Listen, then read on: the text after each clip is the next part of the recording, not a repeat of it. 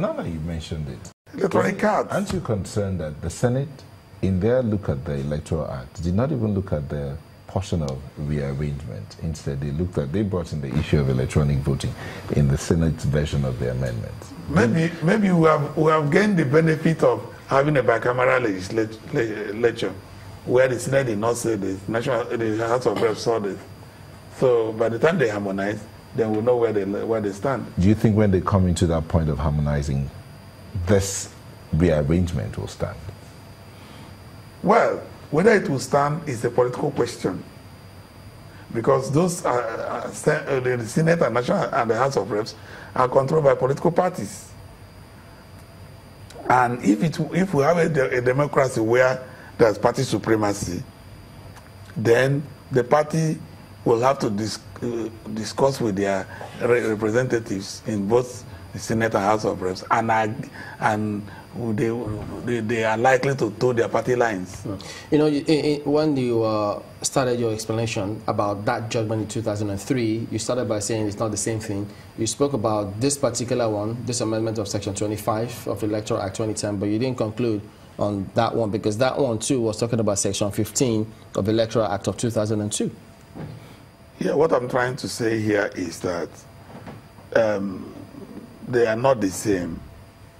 They are not the same. In this particular instance, I know we have issues with our National Assembly from time to time, the laws they make. In this one, they are correct. We should commend our legislators when they do the right thing. I'm talking about legally speaking. It may not be the right thing politically speaking. That a politician will do well and will do a lot better than what I'm saying. But legally speaking, this is the time within which the National Assembly, once the register starts out, if you have read Ojebo and Obani Okoma, a decision of the Supreme Court in 1961, about federal constituency election. The Supreme Court there said, Dr. Demola said, listen, when INEC fixes the dates for elections, that is when to challenge or to complain about the register, or the timetable. I think the National Assembly is right in this instance. That's my position. Okay. So when we talk about supremacy of parties, let's speculate a little here. If we have APC, the PDP, as a matter of fact, we have APGA too, yes, which is a leading party. Where do you think the third force will be if they register as a political party? As far as I'm concerned, I'm not too sure what will happen in this country finally. We are going to a very tough time. You are beginning to see a former president calling for a coalition. You're beginning to see that Abakoba and Patutomi them are also trying to come up with something. You're seeing new political parties registered. You are seeing that some 38 political parties want to come together to run an election. So the few days and weeks and months ahead will tell us where it will finally end up. And I can tell you there may be mergers, there may be understandings to run and all that. That is politics. It's not cast on stone. We've got people who are still continuing the arguments online. For instance, Archie says, well, yes, the National Assembly has got powers to make laws, but such laws cannot take retrospective effect. Now, for the law to affect the timetable, which has already been set out by INEC, it must operate retrospectively, which he says that's wrong. That is his view.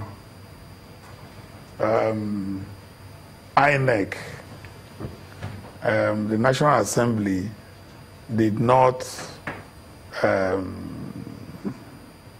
take any retrospective legislation. Go back and check the law they amended. That law did not have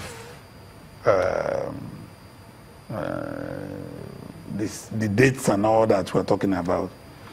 And he's talking about fixing the dates. He's saying, for instance, you also said the order. He's talking about the order.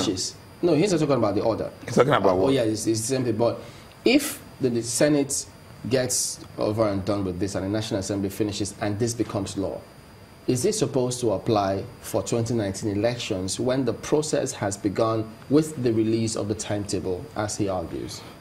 The point I'm making is that the timetable INEC released now, is it the same timetable they released in March 2017? Didn't they amend it? Did they amend it when the law? What made them amend it? No, I'm just talking about that. Why it is undue argument. What I'm saying is that there's no retrospection. No process has taken place. All that INEC has said is, this is the way we want to run this election. What begins the process of elections, conducting elections for you? Oh, well, I mean, in this instance, it's not... elections begin, you will see the timetable as INEC listed them now. That's the beginning of the process. That's when the process begins. It begins with the political parties. But that's the same thing they're saying here. The political parties have not taken any step. They have not done any primaries. Does it begin with the parties or with INEC releasing timetable? When INEC is a regulator, INEC is not running any election. INEC comes and says, gentlemen, we're going to have election. This is the order. We're talking about order now. To a political party, what is even of most importance is the datings. Because if you look at the law says this must be done not more than 120 days, not less than 90 days, and all that, or 60 days. These are the real issues.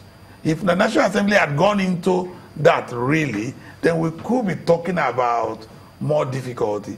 But the National Assembly is saying, hey, INEC, go on, do your election, you do your duty under the Constitution, but we don't agree as representative of the people that the first election you should now be running will be presidential election. Reverse it, put the national presidential election last within the ambit of your organization. So go and organize it along that line.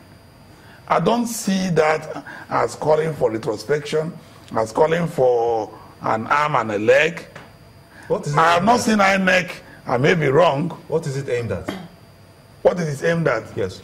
It is aimed at improving our electoral experience, because that's their duty. It's aimed at improving the law. Are you with me? In the previous elections, those were open areas. So INEC comes up to fixing, oh, this is when we have the order, it will be done. So you don't believe that the National Assembly is self-serving with this amendment?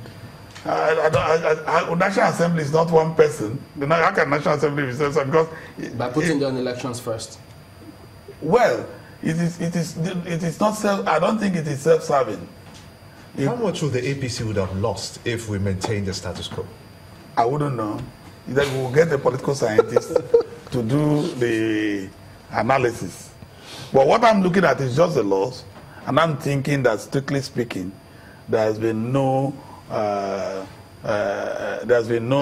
retrospection here. Let's wind down with this. In that case, then, do you think that the INEC are mandated by law to conduct the 2019 elections using, via electronic voting?